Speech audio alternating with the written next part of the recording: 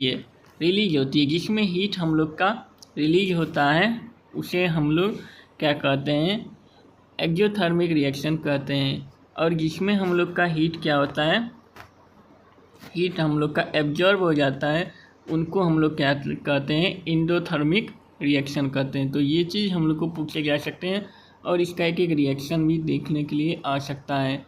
तो पहले का हम लोग क्या देख सकते हैं, एक्जोथर्मिक वाले में बर्निंग ऑफ नेचुरल गैस दे सकते हैं, और दूसरा यहाँ पे रेस्पिरेशन का भी दे सकते हैं, ये वाला हम लोग वहाँ पे लिख सकते हैं। और साथ में ये भी लिख सकते हैं कि किस तरह से डिकम्पोजिशन ऑफ वेजिटेबल्स जो होते हैं वो क्या होते हैं, एक्जोथर्मिक रिएक्शन में आते हैं।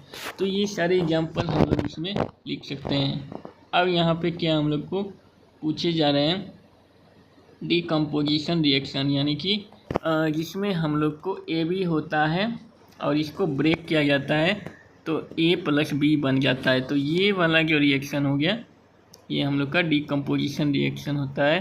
तो पहला हम लोग का क्या रिएक्शन है कि FeSO4 जो होता है, जब उसको हीट किया जाता है तो क्या बदलता है, Fe2O3 फेरिक ऑक्साइड में बदल जाता है और SO2 और SO3 में बदल जाता है। और फिर यहाँ पे आगे एक और रिएक्शन दिया गया है कि किस तरह से लाइम स्टोन को जब हम लोग हीट करते हैं तो वो क्विक लाइम में बदल जाता है और साथ में हम लोग को CO2 गैस भी रिलीज कर देता है। तो ये चीज़ हम लोग को पूछा जा सकता है कि बताइए डिकम्पोजिशन रिएक्शन के एग्जाम्पल।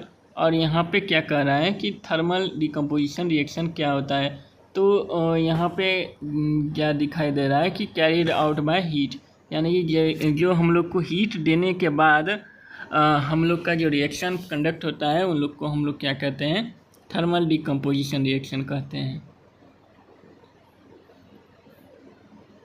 अब यहाँ पे देखिए एक रिएक्शन यहाँ पे क्या लिखा हुआ है, PbNO3 का होल ट्वाइस में हम लोग जब इसको हीट करेंगे तो PbO बनता है और NO2 बनता है और O2 बनता है। तो ये रिएक्शन भी हम लोग को पूछे जा सकते हैं। और यहाँ पे देख लीजिए इलेक्ट्रोलाइसिस का जो हम लोग का दिख रहा है, ये वाला भी फिगर इम्पोर्टेंट है, इसके भी बहुत सारे सवाल बनते हैं। तो इसमें हम लोग का ग्रेफाइट का रोड यूज किया गया है और एक पे हम लोग का ऑक्सीजन जो कि हम लोग का किस पे, एनोड पे जमा हो जाएगा, और ये हाइड्रोजन जो है वो हम लोग के कैथोड पे जमा हो जाता है। तो ये चीज़ हम लोग को पूछा जा सकता है कि बताइए कौन से गैस कहाँ पे जमा हो रहे हैं। अब चलिए हम लोग आगे बढ़ते हैं। तो यहाँ पे क्या कह रहा है कि डिकम्पोजिशन बाय द लाइट हो गया, तो ये सनलाइट के मदद से यहाँ पे डिकम्पोजिशन हो रहा है कि AgCl को जब हम लोग सनलाइट देते हैं तो Ag में और Cl2 में ये ब्रेक हो जाता है। और यहाँ पे देखिए, यहाँ पे सनलाइट दे करके दिखाया भी जा रहा है कि देखिए यहाँ पे सनलाइट दिया जा रहा है और यहाँ पे दिखा रहा है। और ऐसा ही एक और हम लोग को दिखाई दे रहा है कि AgBr जो होता है उसको भी हम लोग सनलाइट देंगे तो वो Ag और Br को अलग अलग तोड़ देता है। और इसका हम लोग कहाँ कहाँ यूज करते हैं, तो ये हम लोग को यहाँ पे भी लिखा हुआ दिखाई देगा कि ये जो होते हैं वो ब्लैक एंड वाइट फोटोग्राफी में यूज किए जाते हैं। और यहाँ पे देख लीजिए एक चीज़ लिखा हुआ है कि जब एनर्जी एब्जॉर्ब होता है तो उन लोग को हम लोग क्या कहते हैं, इंडोथर्मिक रिएक्शन कहते हैं।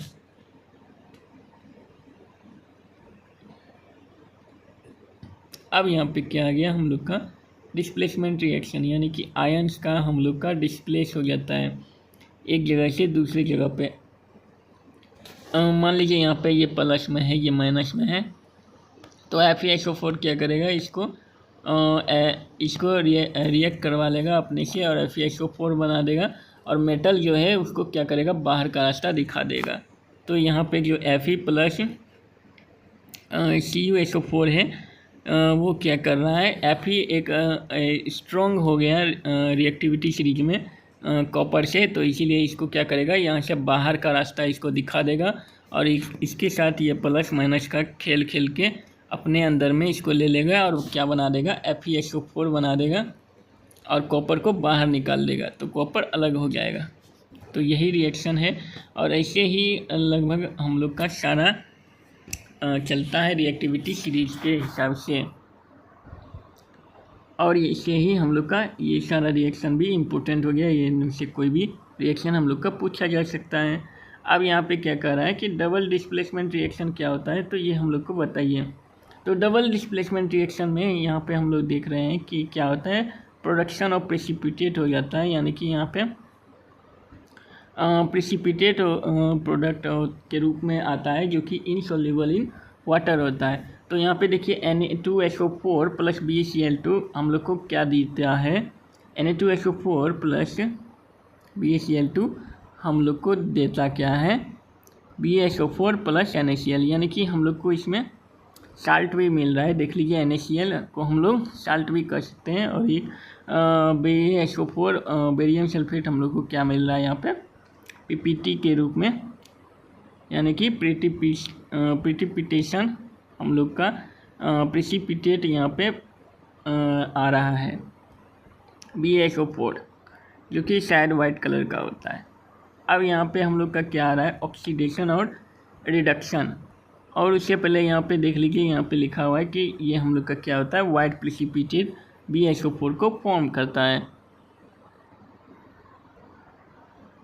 अब यहाँ पे क्या कर रहा है, यहाँ पे देखिए लिखा क्या जा रहा है कि exchange of ions between reactants are called double displacement reactions. तो यही हम लोग का, अगर मान लीजिए हम लोग को डिफिनीशन पूछ रहा है तो ये लिखेंगे, exchange of ions between reactants is called double displacement reaction. अब यहाँ पे हम लोग का ऑक्सीडेशन एंड रिडक्शन आ गया। तो ऑक्सीडेशन और रिडक्शन हम लोग को ये फॉर्मूला हम लोग को पूछे जा सकते हैं कि बताइए ऑक्सीडेशन का फॉर्मूला क्या होता है। तो ये हम लोग पहला वाला फॉर्मूला लिखा देंगे, और इसमें हम लोग को ब्लैक कॉपर का ऑक्साइड मिलता है, जो कि ऑक्सीडेशन का मतलब क्या हो गया, ऑक्सीजन का ऐड हो जाना या फिर हाइड्रोजन का रिड्यूस हो जाना। और रिडक्शन का मतलब क्या हो गया कि ऑक्सीजन का रिड्यूस हो जाना और हाइड्रोजन का ऐड हो जाना। तो ऐसे करके हम लोग को याद करके रखना है इसमें। अब यहाँ पे देख लीजिए, यहाँ पे एक अच्छा सा रिएक्शन दिखा दे रहा है कि दोनों दिखाई दे रहा है कि ऑक्सीडेशन भी हो रहा है और साथ में क्या हो रहा है, रिडक्शन भी हो रहा है। तो ये चीज़ हम लोग को यहाँ पे दिखाई दे रहा है कि H2 कैसे हम लोग को O2 को ऐड करके H2 में हम लोग ने ऑक्सीजन को ऐड कर दिया तो ऑक्सीडेशन हो गया, और CO में हम लोग क्या किए, ऑक्सीजन को हटा दिए तो वो क्या हो गया, रिडक्शन हो गया। अब कोरोजन और रेंसिडिटी क्या होता है, तो कोरोजन ऐसा होता है कि हम लोग को मान लीजिए कोई भी चीज़ को हम लोग अगर एयर के कांटेक्ट में और मॉइस्चर के कांटेक्ट में लाएंगे तो क्या होते हैं, धीरे धीरे बहुत लंबे समय के बाद कोरोड होना शुरू हो जाते हैं, जिन्हें हम लोग क्या कहते हैं, कोरोजन कहते हैं। और रेंसिडिटी क्या होता है कि मान लीजिए हम लोग कोई खाना है, उसको ऑयल या लिपिड्स या फिर फैट्स हो गए, वो चीज़ों से बने हुए होते हैं, तो वो क्या करते हैं, ऑक्सीजन के कांटेक्ट में आकर के उन लोगों में रिएक्शन हो जाते हैं, जिनके वजह से उनमें रेंसिडिटी आ जाती है। तो उनको रेंसिडिटी से बचाने के लिए हम लोग के जैसे कि चिप्स हो गए तो उनमें क्या डाल दिया जाता है, नाइट्रोजन डाल दिया जाता है, क्योंकि उनको रेंसिडिटी से बचा लेता है, हेल्प करती है। और वैसे ही हम लोग के बहुत सारे रेंसिडिटी एंटीऑक्सीडेंट्स होते हैं जो कि हम लोग को फूड में डाले जाते हैं, जो कि हम लोग को रेंसिडिटी से प्रोवाइड हेल्प करते हैं।